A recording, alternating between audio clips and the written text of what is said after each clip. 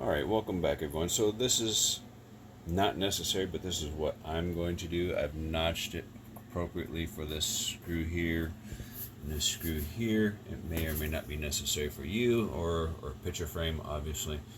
But I'm using some liquid nails, and then I'm going to use some hot glue. I'm going to press it into place. I've already drawn my lines, and I will attach it. And then once the hot glue sets up, I'll be able to reverse the panel around and run screws through the inside into the wood. That will give it time to lock up.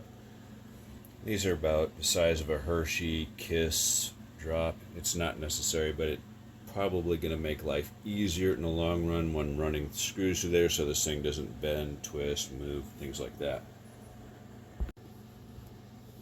And in this particular case, I just simply reuse the screws that originally held in the base since it's gone through the sheet metal.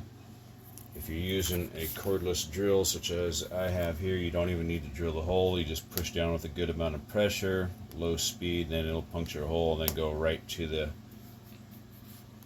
into the wood. And then this has a clutch in it depending on how hard you press the trigger. And then you end up with something like this. And just to give you a better idea, that's how it locks in place, because the other piece is the opposite of that, will be screwed permanently to the wall with some easy anchors. And because rough carpenters are so fucking awesome,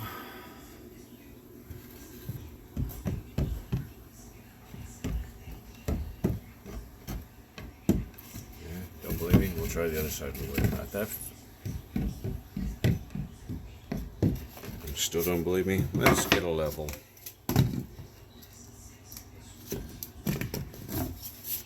Switch my hand around. Yeah, love rough carpenters. Absolutely fucking amazing. So now I gotta add a 3/8 inch shim to each side because the wall is bowed 3/4 of an inch in total. You put a straight up edge against one side, it's 3/4 of an inch, so 3/8 of an inch, split the difference, one on each side, so the middle somewhere should touch, and then the two ends here should touch. Absolutely fucking ridiculous. I mean, the stud in that wall was either not nailed on correctly, or it should have been used for a long bow. One or the other. It's just retardedness. Hurry up and wait. Alright, so now I got the TV mounted with some French cleats. Ignore the coloring on the wall, that's eventually going to get changed. I just got through putting up new trim as well, but for my purpose and what I intend to use this French cleat for, works perfect for me. I don't need tilt and left and right, what have you, and you might not either. So the French cleat is a very cheap option, and let me show you that from the side right here.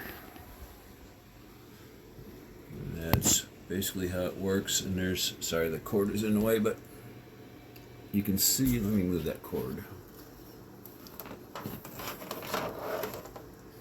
And I can slide it to the left some more, but that ended up being about center of my desk right there. That's how it works. You mount one side, that bottom piece, you gotta use a level to make sure it's level, and then put some drywall inserts called easy anchors, secure it to the wall, and then drop your TV on top of it. There is nothing on the bottom side because the power cable and the HDMI cable all do, well, they kind of level it out. They push up against the TV anyway, up against the wall.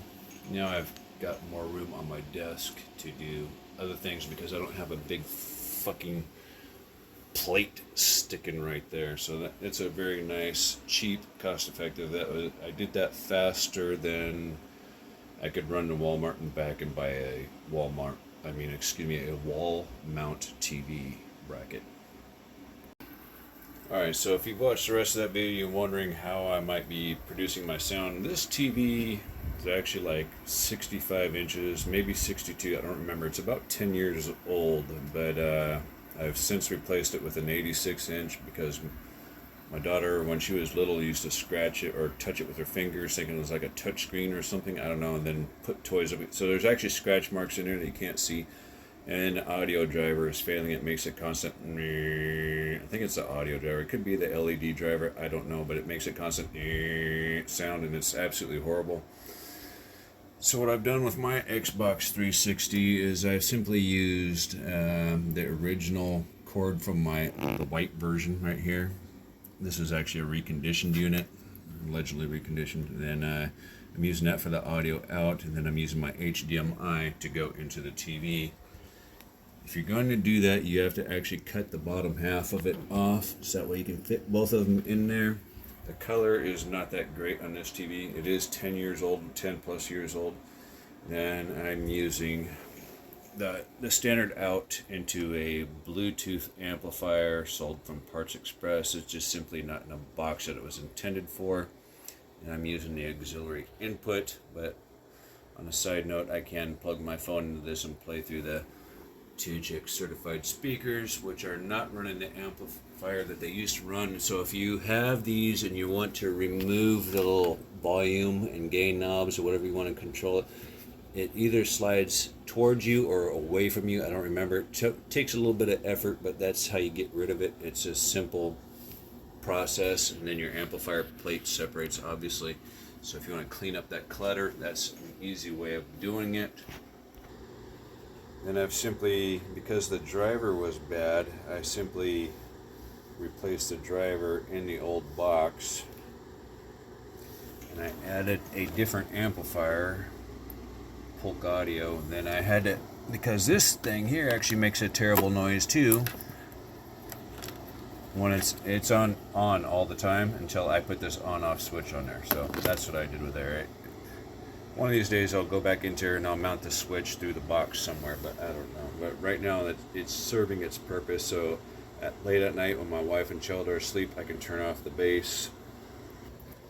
That is the old Klipsch driver. You can see it's got a little bit of dry rot, and then there's the new driver. It's got a lot more throat, and it's a little bit bigger. I think this one's a 6-inch, and I think that one's a 6.5-inch. So it is what it is. It sounds really good, and yeah, too easy.